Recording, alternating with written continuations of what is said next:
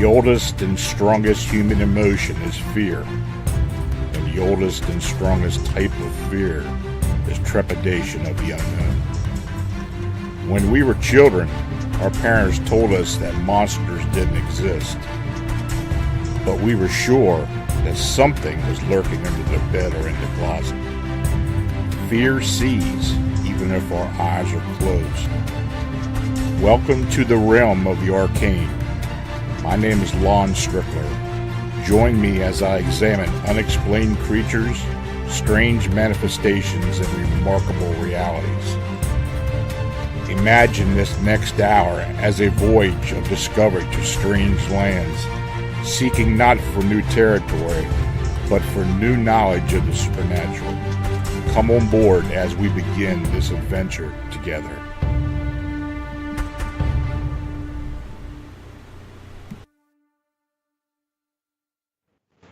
Hey folks, good evening and welcome to another episode of Arcane Radio, coming to you from the great and strange Commonwealth of Pennsylvania.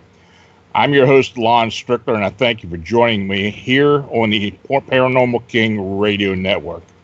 Now, before I introduce our guest, I just want to mention a few accounts I received this week.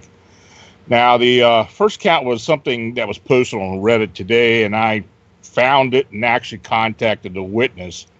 Apparently, we're having flying humanoids up in the Boston area. Now, he stated that he lives about 25 miles south of Boston, and about 6 months ago, he had, it was about 3 in the morning, and he was up late, and he went outside to smoke a cigarette, and he said he heard something flying over above him. So he said he looked up and he saw this winged creature land on his neighbor's roof and just sit there like a gargoyle would. Now, he said, I thought I was imagining, but, he wasn't sure what it was. But then the creature jumped up and flew away and he could see the whole body. Now, he said the size of it was a small human, but with massive wings. And he said it reminded him of a gargoyle. Now, he had no knowledge of the recent flapper sightings that have been going on in Chicago and also up in Canada. So he was inquiring as to could it be a humanoid creature with wings. So after I read it, I went ahead and contacted him on Reddit, and he got back to me and he said, I'll do the best I can to give him more information. He said, I didn't see the creature's face. He said it was dark, and it was on the roof facing away from me. He said it looked black with a wingspan upon flight, maybe 4 to 5 foot. So the creature itself, while crouched on the roof, looked the size of a smaller human, maybe 4 foot. He said, I watched and tried to figure out what it was looking at, maybe for a minute. So he got a pretty good look at it. And he said when it stood up and took off, he said he could see the legs actually dangling from it. So, that's all I've got from him today. So I went ahead and posted on the blog, but I'm going to attempt to gather more information from the witness. It'll be interesting to see if there are any other sightings occurring in eastern Massachusetts. So I also received another sighting report on July 30th. Now, this person had heard me on a radio show the night before and decided to contact me. He was telling me about an encounter he and his wife had in July 2011. They said they were about 15 kilometers north of Manitou Falls, Ontario, Canada. And he said they were sitting on the porch that evening and they were just hanging out. And it was a nice, calm night. He said it was strange because there was no, peeper noise or anything else coming from the woods. He thought maybe there's a possibility a lynx may have been in the area just hunting, which usually will keep things quiet. Well, anyway, he said they went back inside about 1:30 and went to bed. He said the next thing he remembered was his wife shaking him and telling him to wake up. She said she heard a scream coming from the front of the cabin. She wasn't used to being in the outdoors, so I told her it was either an owl or a lynx, but she insisted that no animal could have made that terrible noise and that it sounded like a woman in distress. He said he looked at his phone, and he says about 2:33 a.m. He said, I got out of bed and walked to the front living room, looked out the window, but I didn't say anything. She was right behind him, and then they heard the scream pierced in through the night. And he said, this time I definitely heard it, and it was like nothing he'd ever heard before. So they said they stood by the cabin window and watched the woods, and about 10 minutes later, they heard something on top of the cabin porch roof. He said it sounded like it was jumping up and down. It was so loud and forceful, he was afraid it was going to come through the roof. He said they continued to watch since all of a sudden this huge winged creature jettisoned from above the porch towards the woods. He said it was massive and dark in color, and the wings were fully open but not moving, like it was gliding through the trees. They said they got a decent look at it, and it then descended back towards the edge of the woods. It performed a maneuver of going up and down 2 more times until it came streaming and screaming towards the open ground in front of the cabin.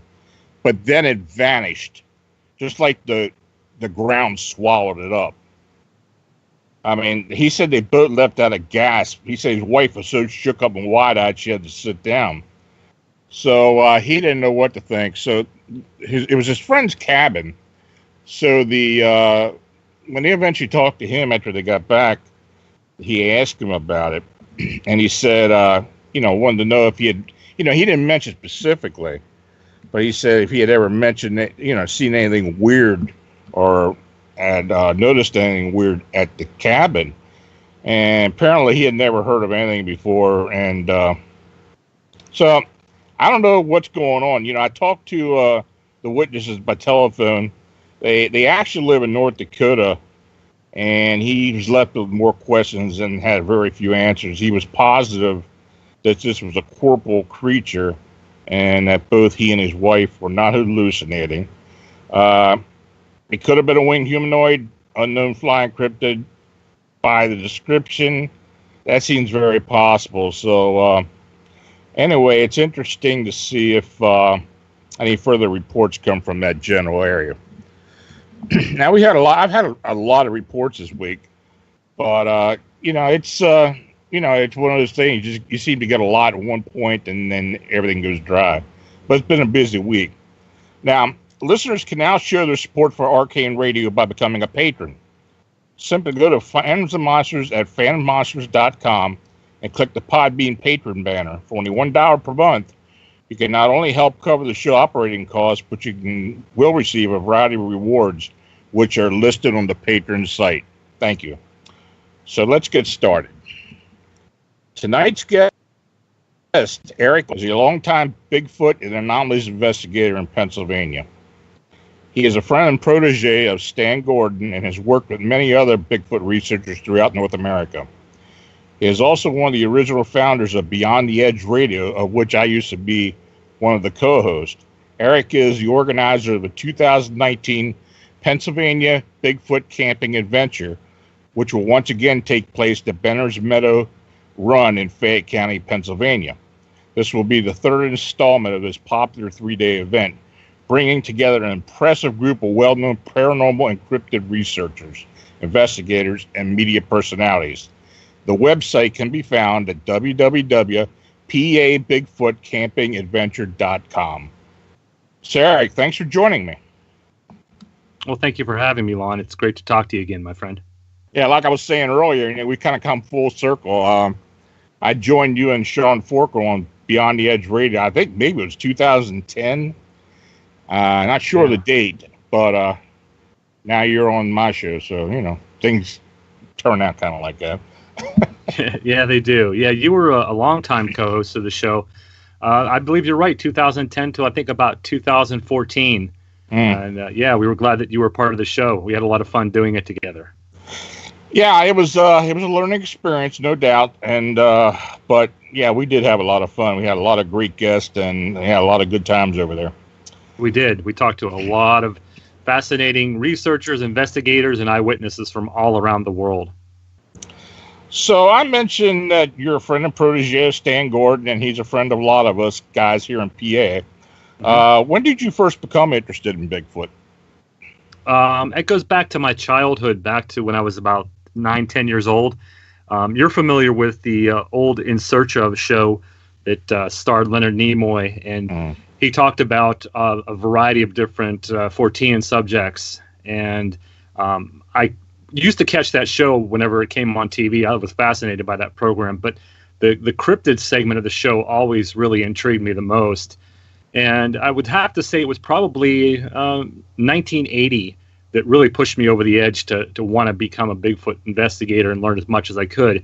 I saw a film that was written, produced, and directed by Charles B. Pierce called The Legend of, let me take a step back on that one. The Legend of Boggy Creek. Right. And that's a cult classic. It's, as you know, it's a docudrama based on events that took place in Falk, Arkansas, and Jonestown, Arkansas, in the late 1960s. And the movie came out in 1972, and it was a hit all through the drive-in theaters, made $25 million in profit, which was unheard of at the time for an independent film. But it was about eyewitnesses that were experiencing and seeing some kind of bipedal, hair-covered creature that was roaming the bayou and the swamps around Falk, Arkansas. And that just really captivated me. I wanted to try to learn as much as I could about the subject. And maybe about a year or so later, I saw a second film called Creature from Black Lake, which was a fictional film that was set in a small fictional city called Oil City in Texas, right across the Arkansas state line. And again, this was some kind of hair-covered creature that was roaming the swamps and forests outside that small little fictional town. And I was literally hooked on the subject. I wanted to learn as much as I possibly could because growing up as a kid, I was a fan of monsters and sci-fi and strange things. And from that point, I began educating myself on the subject by reading any book I could find at the library, newspaper articles, anything I could get my hands on. I devoured and wanted to learn as much as I could. And you mentioned Stan Gordon. Well, when I was about 13 years old, I had the opportunity to meet Stan for the very first time. This is in 1983. And Stan he's probably the most well-recognized and well-known UFO researcher in Pennsylvania. He's been doing it for almost close to 60 years now. But at that time, Stan was hosting a weekend, and I guess you could call it like a mini conference, but it was a weekend display at the Greengate Mall in Greensburg, Pennsylvania, where he would put on display footprint casts, newspaper articles, photos of supposed UFOs, and he'd bring all this information out to the public in hopes of getting the public to open up to him about their experiences and their encounters. And that was the first time I met Stan at one of his UFO Bigfoot displays in Greensburg, Pennsylvania, back in 1983, if you can believe it. Yeah, I don't know when I first heard of Stan. I think it was before that, but he's a legend, basically. He's a legend. And the funny thing was, Stan and I have talked for a lot of years now. And the first time we met was the last Pennsylvania Bigfoot camping adventure in Fayette County about a year or so ago. So, I finally got to meet Stan in person. It's kind of like that in this paranormal world. I don't do many conferences or anything like that. So, my association with most people in the paranormal and cryptid world is basically by telephone or on radio shows. Mm-hmm. But it's nice to get out there. And so go ahead and tell us a little bit about the Pennsylvania Bigfoot camping adventure. Sure. As you had mentioned at the beginning of the show, this is our third event that's coming up here in 2019. I took a year off to rest and recoup and try to plan a better organized and a bigger event. And we're going to do just that coming up on May 31st, June 1st, and June 2nd of 2019. It's going to be held at Benner's Meadow Run Campgrounds in Farmington, Pennsylvania, right in the heart of Bigfoot country here in Pennsylvania. And it's a 3-day charity fundraiser event where we're bringing in 12 guest speakers, and 11 of them have already been announced. They're up on the website. We're bringing in special guests such as yourself and our good mutual friend Butch Wachowski, Sean Forker, who you mentioned. A ton of special guests are coming in, and I'm glad that you'll be back again this year to meet folks and talk about phantoms and monsters and collect some information and reports from eyewitnesses, hopefully. And we're doing it all to not only educate the public on the subject of Bigfoot and cryptids, but to give the chance for those who've always been interested in the subject or wanting to learn how to Bigfoot or how to get out there in the field and see what it's like, giving that opportunity. Because as both you and I know, we've been in this for a long, long time. And 10 years ago, there was probably, you could count researchers on your hands and feet. And now there's the whole field is flooded with Bigfoot enthusiasts, people who call themselves researchers. And a lot of them just jumped into it without knowing what to do or how to do it. And I've brought together what I think and feel is a pretty good lineup of guest speakers and individuals, special guests who will be able to share their experiences, their knowledge, what they've learned with the general public and those interested, so that those who want to get into being a Bigfoot researcher or a cryptid researcher or even just an enthusiast, the opportunity to learn from those who've been doing it for a long time and not just watching it on TV and saying, oh, I can do what Cliff does on Finding Bigfoot, or, oh, I can do what Huckleberry does on Mountain Monsters. They can actually learn from real field investigators and get out there and have a great time hiking in the woods with us, hearing guest speakers talk about their cases, and all the while we're raising money for 3 local charities. Yeah, the thing I really liked about it is that you've got a pretty good mix of investigators and researchers. And I'm not just talking Bigfoot. I mean, you've got people that are looking into all facets of the paranormal. And I think that's good. I mean, you don't normally get a get-together, a paranormal get-together, or cryptid or Bigfoot get-together where there are such a variety of people. And I think that's a big draw. It is, and there's a reason I did that, especially the first couple of years that I did it, the first and second year. And last year, I wanted to open it up a little more towards all thoughts of and theories on the creature, is because there are a lot of ideas and theories and possibilities of what Bigfoot could be. It's not just a flesh and blood animal anymore. I mean, there's still the folks out there that believe that and follow that possibility, but there are also folks out there who are open-minded and follow the possibility that it's a spiritual being or an interdimensional being or a creature that uses quantum physics in order to transport itself around. So there's a variety of different speakers as well as special guests on hand who study all facets of the paranormal, and they're bringing their insight, their knowledge, their ideas with them to share with the public, so the public gets a better, well-rounded weekend, if you will, where they can hear from anybody that they want to hear from, not just one side of the story. Well, exactly, and it's right in the middle of Bigfoot Central, basically. I mean, you're talking about Fayette County, on the well, I don't know if that's the Laurel Highlands, but it's right on the Chestnut Ridge. And you're going to be in an area where there have been lots of sightings over the years. And you've got people coming in from a lot of different locations throughout the eastern Midwest part of the United States. So, it should be very interesting. And I think there's something there for everybody, really. I mean, it's just not for, cryptid investigators. It's for everybody. And, I had a good time when I was there. If the weather holds out, would be really good, but it got a little wet the last time. It did. Yeah, but that's the way things go. But hopefully the weather will subside and we'll have a good weekend for this event. So, can you talk a bit about anything that you're looking into now as far as any recent reports, sightings in Bigfoot or anything else? As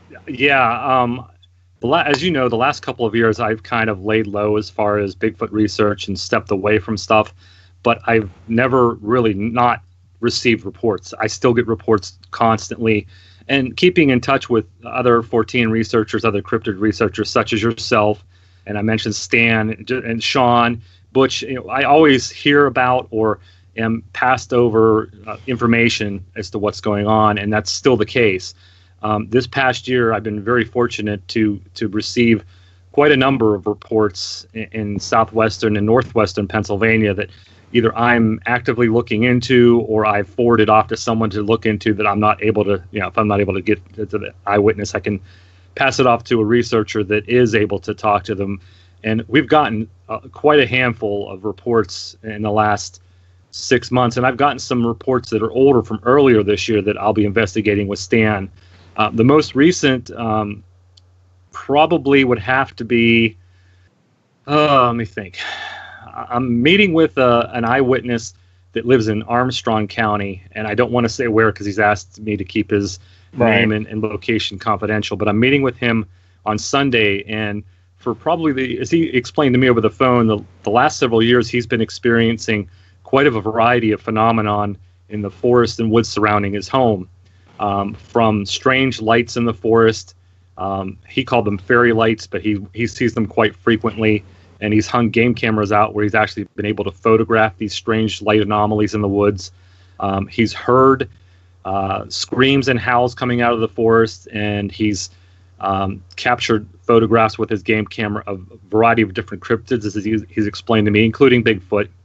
And I'm going to be meeting with him on Sunday to go over some of these game camera photos. He's shared some with me privately through email, and I've looked at the pictures, and to be honest with you, I don't know what's in the game camera photos. I can't really make out too clearly what they are, but they're intriguing enough for me to want to meet with this gentleman and talk with him about his experiences. And you and I know from firsthand personal experience meeting with witnesses or talking with them, you never know what you're going to get into.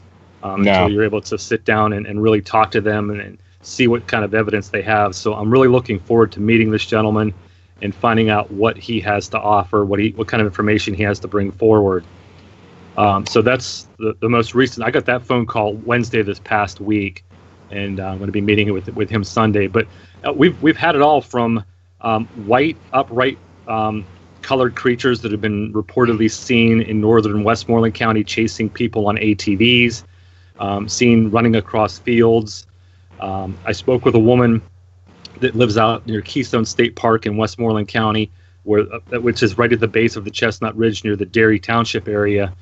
She reported to me and to Stan that February of this year she witnessed, she went out on her back patio to smoke a cigarette one night about 10 o'clock, and she noticed this very slender, tall, upright running figure that was loping across her horse pasture, and it got to the edge of the horse pasture and it stepped over a 4 to 5 foot high fence, the corral that keeps the horses in, and it never broke its stride. She said it just literally vaulted right over this high fence and never stopped running. And she didn't call it a Bigfoot. She's not sure what it was, but it was very, very skinny, very tall, and very dark in color, and she just watched it as it ran across the field. So I'm kind of anxious to meet with her, take measurements of the fence, get a perspective of where she was standing on her porch to how far away this thing was, and try to get some better information from her. Wow. You had to keep me updated on that. That sounds like maybe an upright canine or something to that effect. But, that phenomena, and pretty well that the last couple of years, Butch and I have been getting a lot of these reports throughout the state, mostly in central part of Pennsylvania, but there have been, reports historically out in western Pennsylvania as well. So, keep me informed on that.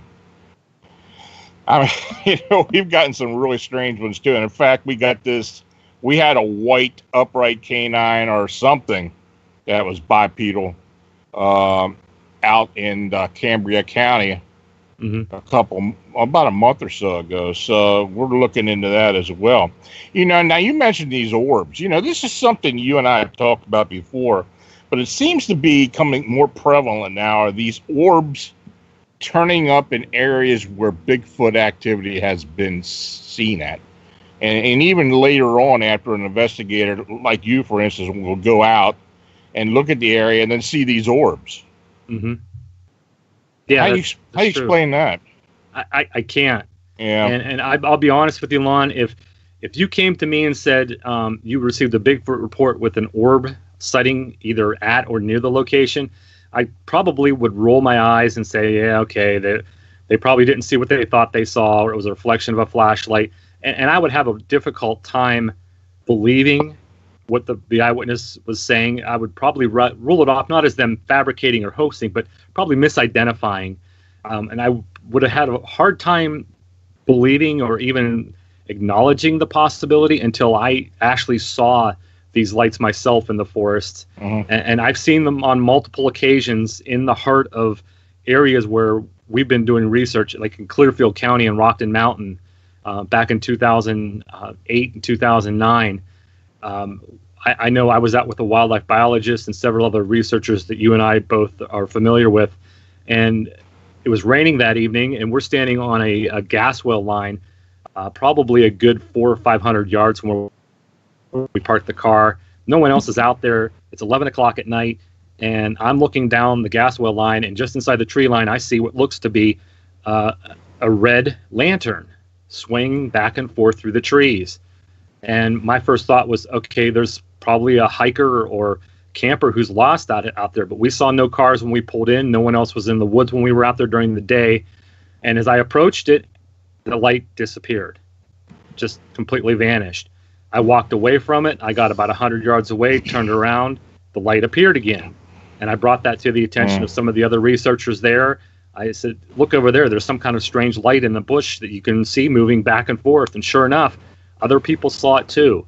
So, and there's been multiple encounters that I've had, not just in Clearfield County, but in Fayette County, on several occasions with other researchers, not the ones I had within Clearfield, but other researchers I've been out with who've seen it. Dwayne Pintoff, a very good friend of mine, a researcher colleague that you probably know as well. Uh-huh. He and I saw something in Fayette County one night that appeared to be, and the only way I can really describe it is at first it looked like a far-off campfire in the distance. And we know there were people camping in the woods. We saw them take their gear in while we were setting up our research stuff.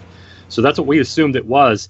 However, this campfire light appeared to be getting closer and closer and closer to us, to the point where it was almost 50 yards, 75 yards away from us, and it was snaking along the trees and on the ground, moving around. And we watched it for a good half an hour, 25 minutes to half an hour. We watched it snake in and out of the trees, and finally it just went up in the air and disappeared. No rhyme, no reason. And that section of woods that we were at, we were doing Bigfoot research because there had been sightings and reports coming out of that forest, the Forbes State Forest, for quite some time. What the lights are, where they come from, where they go, I have no idea. Are they some kind of environmental anomaly, like the geomagnetic anomaly? Some people believe they're like balls of plasm balls. I don't know. I don't know what they are, but they're strange, and they're showing up more and more quite frequently. And I'm hearing from other people having experiences where they're showing up in the forest, especially in areas where there've been Bigfoot sightings. Yeah, it's kind of interesting because I hear it more and more now, and I mean, I'm just talking about everywhere. I mean, not just in Pennsylvania, but I've heard it in other places as well, and it's just an odd anomaly that's being associated. You know, and you and I both know that Stan has been talking about for years about UFO and Bigfoot connection, especially on Chestnut Ridge. And of course, it was in the film that Seth Breedlove directed that came out last year about Chestnut Ridge, which I suggest everybody look at, because believe me, you know, you really can't get the depth of what people actually saw there until you see that film. The one episode where the lights in the woods, and then seeing these Bigfoot walking up along a fence line, that was just strange. And yeah, I mean, it's, this state offers a lot of different and strange type of, I just say anomalies or unknown phenomena. It's really strange, and it seems like there's something different all the time. I would agree with you. And as I mentioned earlier, a few years ago, I tried to step back and try to lay low and stay out of the limelight. But the limelight in Pennsylvania won't let you stay. No. It's always happening. And even if I wasn't out investigating and running after case every weekend, I was hearing about it. And people were calling me and reporting this stuff. And it never ends. It's always unusual. Now, you mentioned the dogman phenomenon. And there is a history of dogman phenomenon in Pennsylvania that goes back a long, long time. Right. But it wasn't fully investigated, and we weren't getting undulated with reports until just the last 4 or 5 years. It seems like that phenomenon's really kind of reared its wolf-like head, if you will, and people are talking about it all the time now, as they are with the strange lights. But they've been around for a long time. Stan's investigated many cases of that. Yeah, I mean, we get everything here. I mean, we've got the winged humanoids here as well. I've had my experience, plus there's been other sightings here in south central Pennsylvania. Thunderbirds, a lot of UFO activity, and the UFO activity in Pennsylvania has really picked up. Yeah. I mean, you cannot go onto the MUFON site or New Fork site and not see something from Pennsylvania, especially in and around Pittsburgh and up and down the Susquehanna Valley. Those areas seem to be really hot now. And there just seems to be a lot of strange activity and a lot of strange lights. Now, what it's connected to, is it connected with a lot of the other stuff that's going on? Who knows? But, you're right. It does keep us all busy. So, anyway, could you talk about one of your favorite investigations as far as Bigfoot or anything else here in Pennsylvania? You're breaking up pretty bad, Lon. I don't know if it's the internet connection or what. It may be. Maybe Men in Black acting up again. Can you hear me now? Yeah, much better. Yeah. So what's your favorite investigation historically for you? Oh, my. There have been so many that I've looked into. I've investigated hundreds of cases across the state.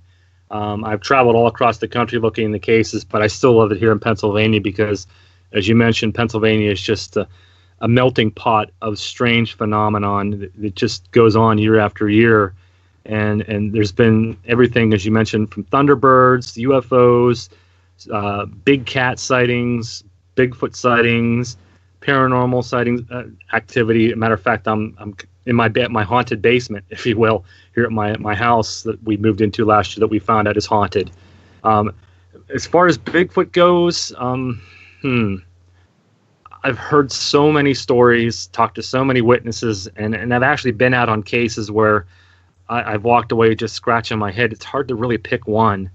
Why don't you comment on this? Now, Stan has had some very close encounters of Bigfoot over the past couple of years. In fact, I know of 2 encounters where they're actually going in front of a car and have stopped in front of the car. Maybe you can talk about that. Yeah, there was a sighting that took place in May of 2016. Matter of fact, the weekend right after the first Pennsylvania Bigfoot camping adventure. Right. That's right. And yeah, it was as a crow flies from where the camping adventure took place in Farmington. This was probably only 4 or 5 miles away, and it's actually an area where I've investigated several reports in 2009, and there's still activity going on today in that area. The road is called Mud Pike Road, and it's just above Fairchance, Fayette County. And the long and short of it was late at night, about 11 o'clock. Mud Pike Road is a very heavily wooded road that does go down into Fairchance, and it becomes a little city. So the closer you get to the city, the more populated it becomes, and the more houses you see. But getting up on top of the mountain, there's sparsely houses up there. It's all forest, and part of the Forbes State Forest up on the where the Laurel Mountains caverns are, Laurel Caverns, if you've heard of those, and a lot of Bigfoot activity over the years. But two guys were coming down the mountain on Mud Pike Road, and they were driving. It was raining. It wasn't pouring down rain, but it was raining enough to get the windshield wipers on and drive a little slower. And as they were coming down the mountain road, and they weren't driving very fast to begin with, but as they were coming down the road, an animal came down off an embankment to their left out of the forest and crossed the road in front of their car, continued to cross the road and down the embankment on the right, disappeared into the tree line. And at first thought they thought it was a bear because it was large, dark in color. It moved across the road pretty quickly, so they didn't get a good enough look at it. And they were further away from it. They weren't very close to the animals that crossed. So seeing this, they slowed down a lot more, and they were almost coming to a crawl because they were afraid another animal might come out of the woods. Well, a second animal did come out of the forest and came down off the embankment, but this animal wasn't on all fours, and it wasn't a bear like they thought the first one could have been. This was on two legs. It came out into the middle of the road, and this animal stopped. It stopped right in the middle of the road, and it turned and began to look at them as they had their high beams on it, looking at it, and it refused to move.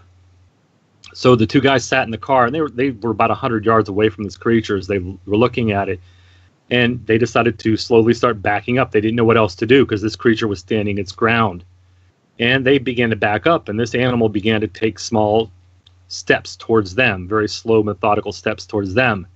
And they thought, we can't turn around, we can't back up the mountain, we just have to go forward. So they proceeded to roll forward, and they came down the road and approached this thing, got closer and closer to the point where they rolled right up on top of it and bumped it with the bumper of their car. And this creature stood there and then leaned forward, putting its hands down on the hood of the car, looking right into the windshield at both these two guys. And they kind of stood there, sat in their car like, oh my God, what are we going to do? They're honking their horn, they're trying to get this creature to move, and it just stood there staring at them. And finally it lifted its head up and slowly turned and crossed the road the rest of the way down the embankment and disappeared into the forest. And they got pretty freaked out by that. They made it down to the bottom of the hill, went home, and the next day they got a hold of a researcher named Jim Brown. He's not really a Bigfoot researcher per se, he's more of a paranormal researcher, but they got a hold of him and let him know the story. He went up there, he talked to the witnesses, they showed him where it happened at, and of course Jim was at the Bigfoot camping adventure, the first one we had. He sent an email to me, he sent an email to Stan, and Stan, I don't believe Stan got up there to investigate, but I was able to, and I took Sean and Tiffany Dennis up with me. They're Bigfoot investigators and mutual friends of ours, Lon, and we went up and we scoured both sides of the road. Now, it had rained, as I mentioned, it rained that night, and it rained most of the next day, but we were up there late that afternoon the following day, and we did find several large game trails that came down off the embankment on the left, and we found two or three of them that we thought possibly could have been where these creatures exited the woods. We found some trampled brush on the right side where we thought possibly the creatures could have entered the woods, but we found no definitive footprints. And we did a nighttime investigation probably 50 yards up the hill in a pull-off on the side of the road where we could park the vehicles. And we sat, and what's strange about it is I talked about these strange lights.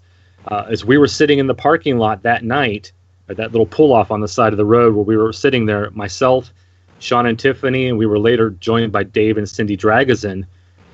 Tiffany was the first one to see the white lights moving through the trees. And she had mentioned to me, she said, looks like there's somebody over there with the flashlight. And I said, where at? She pointed it out, and she said, right over there. And you could see these lights moving through the trees, and that's what it looked like, as a flashlight beam moving around through the trees. We all saw it. But the Mud Pike Road was probably one of the more interesting cases that I've heard over the years, simply because it's the first time I'm aware of where a creature actually stood its ground rather than running off. And even when they hit the creature with the bumper of their car, it didn't flinch. It stood there and actually leaned down and looked at them through the windshield. Yeah, that's a remarkable story. And, I've only ever heard of one time that a Bigfoot had actually gone after a car. I remember getting a report from a gentleman who was he had just pulled onto the Pennsylvania Turnpike at Somerset, and he was heading toward Pittsburgh. And he saw this thing coming out by the out of the woods ahead of him and on the shoulder, and this thing slammed his car on the trunk with a fist or whatever. Mm-hmm. And so I don't know. I mean that why it did that. And he said it didn't run into it. He said he's sure the thing hit it with its fist. So, yeah, I talked to that guy, as a matter of fact. Oh, did you? Mm-hmm. Yeah, I talked to him shortly after it happened. He told me that as he was driving westbound on the turnpike, he watched this thing come down off the hillside. It ran across the 2 lanes on the eastbound side, jumped over the Jersey barrier in the middle, and then he said it basically ran up and just hit the side of his car, continued down the embankment on the right-hand side, and he said he could see it running through a field away from the turnpike. Wow. Yeah. Yeah. There have been some strange reports. I think Stan had another one too, something similar with a woman maybe a year or so before that, that had something that she thought was a Bigfoot had got in front of the car as well. Yeah, that took place, and I got the call initially on that one. That took place in 2009, and she actually didn't call the creature a Bigfoot. She said it looked like a werewolf, so it might have been a dogman encounter that she actually had. This took place on North Connellsville Street in downtown Uniontown, which is really peculiar to begin with. Yeah. As she explained it, she was driving home from work. She worked at a nursing home, and she was leaving through the city to head out of this into the suburbs. And she had and North Connellsville Street's a very busy, populated area, and there's a lot of people everywhere. I mean, it's rows of houses on the streets. And on the left-hand side was a middle school that I still believe it's in operation. But as she was passing it, she saw what she thought at first was a juvenile, a kid, running towards her car at a fast rate of speed. So she slowed down, afraid that she was going to hit this kid. The kid was coming through the side yard of the school, running right at her car, and it jumped out off the retaining wall at the edge of the property of the school and ran out into the middle of the street. And she thought for sure she was going to have a head-on, like a T-bone collision with this thing. It was going to run right into the front end left side of her car. And she slammed her brakes on and swerved her car into the curb to stop and avoid from hitting this thing. Well, this thing didn't hit the car in the front. Instead, it vaulted over the trunk of her car into the parking lot of a Rite Aid pharmacy, ran through the parking lot, and she watched it run down the street in between these row of houses and disappear from sight. And she said when she saw it jump down off the retaining wall and it was coming at the front end of her car, she could see the face of this thing. And she said it was like it was terrified, wild-eyed, beguiled, like it was scared and it wanted to get out of there quickly. And she never described it as a Bigfoot. She said it looked like a shaggy, hairy, upright running werewolf. And Stan, myself, Dave and Cindy Dragazin, we met with the eyewitness and her husband in the parking lot of the Rite Aid, and we investigated the case. We looked at the back end of her. She had a Ford 500 vehicle, and we looked at the back end of her vehicle, and she had long scratch marks up the left rear quarter panel of the trunk where she said the creature vaulted over her trunk. And it coincided with what she told us. There's long scratch marks like something brushed up and over the paint and over the trunk. And that's actually what kicked off the flap of sightings we had in Fayette County in 2009 was that report that occurred in July of 2009 of that year. Yeah, that was not too long before you and I finally met, or actually started talking to each other. But yeah, now that you started describing it, started coming back to me. When we were doing the show together back in, I don't know, maybe it was around 2012, 2013, you were investigating a series of sightings at a construction area in Fayette County, which you were hearing a lot of different things. I know guys did a lot of. You were stalking out the area for a good long time, and you had some pretty interesting evidence come up as well. Well, once again, I apologize, Lon. The Skype connection is horrible. Oh, okay. I got bits and pieces of what you said. Okay, I was talking about the investigation that you did in Fayette County around 2013 or 2012. A construction site that was out in the woods, out in the boonies there, but but you had been investigating a lot of there was a lot of wild sounds coming from the area, and you had talked about it with me several times, but that investigation I thought was very interesting because you and a couple other people you were working with were actually scouting out the area. Yeah, I'll give you a recap of that case because again you were breaking up and I couldn't get all you were saying, but okay.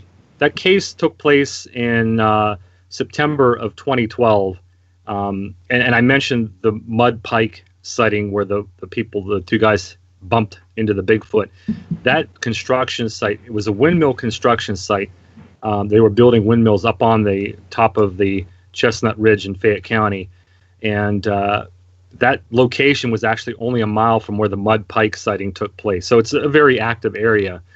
But I was contacted by a gentleman, and I won't give his name out, but he was at the time, he was a deputy constable for the state of Pennsylvania. And he was also working as a supervisor for the security guard team that would patrol and monitor the different windmill construction sites and substation sites around the mountain. They would go out and make sure no one was out there vandalizing them or the equipment was still running properly. And while they were there, they had only been hired to monitor this construction site for about probably a month or so. And during that month's time, they were experiencing some very strange phenomena that they couldn't understand. And it was literally scaring a lot of the members of the security team. They would hear screams coming out of the woods. They would hear what they thought were barking and howling sounds, but it didn't sound like any dog they'd ever heard before. They were hearing wood knocking, just a variety of different things that were happening. One funny thing actually happened, two of them I'll run through real quick. One of the security guards didn't believe the BS that was going on up there, as he called it. He thought, it's all BS. People are over imagining things. They're overreacting to everything. And this stuff isn't going on. And he said this scream stuff isn't real until one night he was sitting in his pickup truck and he was by himself at the construction site. He rolled his window down. He was smoking a cigarette.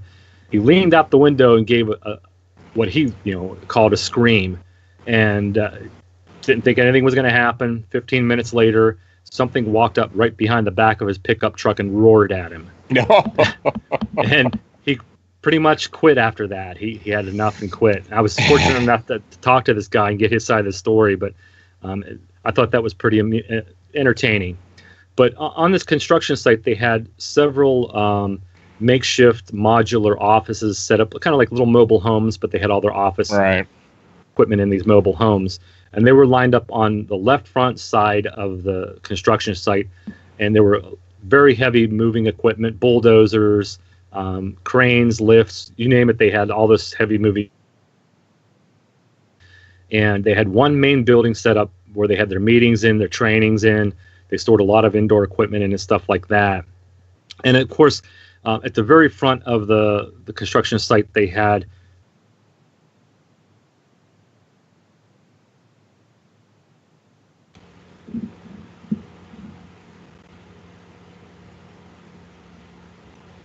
I think I lost Eric. I can't hear him. I don't know about anybody else. Maybe we'll be able to get him back.